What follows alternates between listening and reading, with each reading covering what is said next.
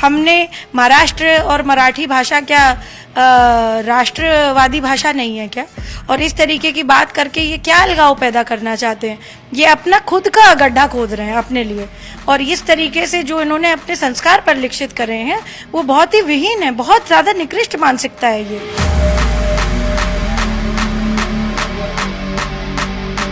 15 तारीख, अब ज़्यादा दूर तो है नहीं, 15 कल है, कल ही के बाद जो है रिजल्ट डिक्लेयर हो जाएंगे।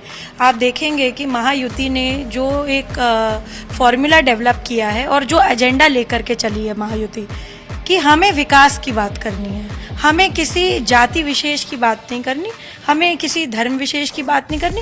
हमें मुंबई मेहनत कश लोगों की जगह है। मुंबई एक ऐसी धरा रही है जहाँ पे किसी भी प्रांत का व्यक्ति आए, किसी भी प्रदेश का व्यक्ति आए, किसी भी जाति का व्यक्ति आए, किसी भी धर्म का व्यक्ति आए, उसे बढ़ने का मौका मुंबई माया नगरी ने दिया है।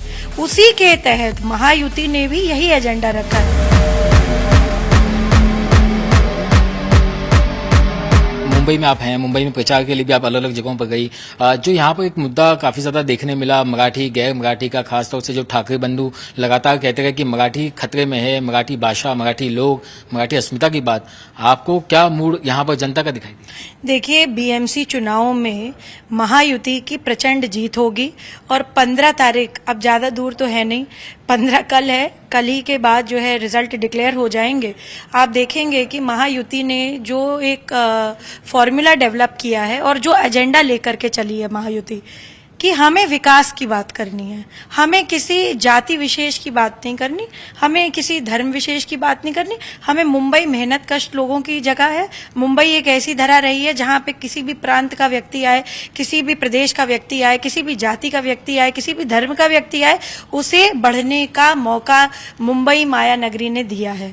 उसी के तहत महायुति ने भी यही एजेंडा रखा है। सड़कों पे पानी भरा था, उसको निकालने का काम करेगी।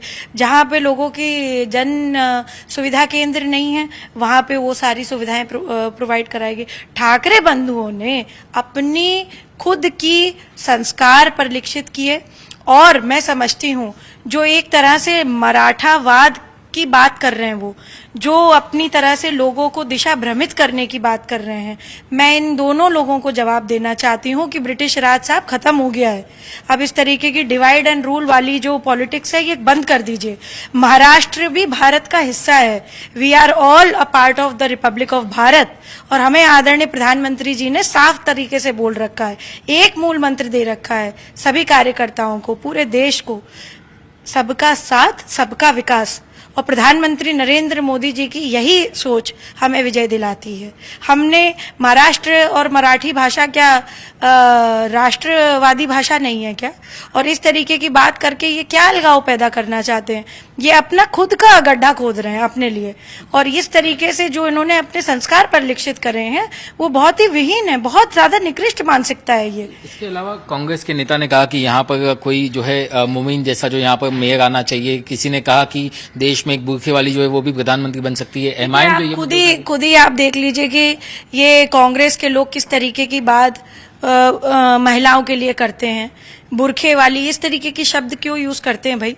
किसी का पहनावा, किसी का जो है चुन्नी ओढ़ने का स्टाइल, किसी को नकाब में रहने का स्टाइल, ये उनका रिलीजियस प्रेफरेंस है। अब आप ये क्या बोलना चाहते हैं बुरखे वाली और इस तरीके की बात? मैं तो बोलना चाहूंगी हमारी पार्टी ने अभी जो है दिल्ली में हज कमेटी की चेयरपर्सन को एक महिला बनाया है। इतनी यंग है, वो मुसलमान है, तो क्या वो इस तरीके की बात करेंगे कि वो बुरखा क्यों नहीं पहनती या बुरखे वाली है कि नहीं है? इस तरीके की बात करना महिलाओं के लिए बहुत डिमीनिंग है। और देखिए, मैं बता दूं, प्रधानमंत्री जी ने सबसे बड़ा काम जो किया आने के बाद, उन्होंने 3 तलाक बंद कराया। तो ये तो हमारी मुसलमान बहनों के लिए कराया ना। हाँ, होते हैं अभी भी 3 तलाक, अभी भी हो रहा है ये, परंतु अब ये लॉ के परिसर में है, अब ये इससे स्केप नहीं कर सकते। तो ये बहुत बड़ा काम किया प्रधानमंत्री जी ने। इस बार बीएमसी चुनाव में क्या जो मुस्लिम महिलाएं हैं वो बीजेपी के साथ बिल्कुल वोट करेंगी बीजेपी को, क्योंकि उनको पता है कि उनके न्याय, उनके हक और उनकी अस्मिता के लिए कौन लड़ रहा है। महायुति ही जीतेगी और प्रचंड बहुमत से सरकार यहाँ पर बीएमसी में देखेगा। सभी कॉर्पोरेटर बीएमसी के होंगे। हमारे से बातचीत करने के लिए बहुत बहुत शुक्रिया। तो अपर्णा यादव यहाँ पर केजीएमयू विवाद पर भी टाइम्स ऑफ नवभारत से बातचीत करते हो, साथ में बीएमसी चुनाव को लेकर के उनकी साफ यही एक दो टूक राय है कि इस वक्त उद्धव ठाकरे और राज ठाकरे जो बंधु है वो अपने लिए खुद के लिए गड्ढा गोद रहे हैं, जबकि मुस्लिम महिलाएं जो है वो अभी भी बीजेपी के साथ हैं। वीडियो जर्नलिस्ट विजय सावले के साथ राकेश त्रिवेदी, मुंबई, टाइम्स नाउ नवभारत।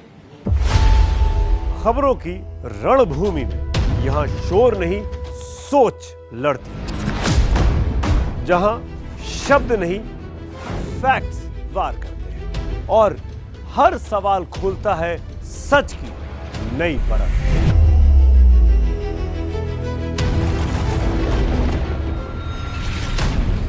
चक्रव्यूह आपके अपने सुमित अवस्थी के साथ सोमवार से शुक्रवार शाम 6:57 पर टाइम्स नाउ नवभारत पर।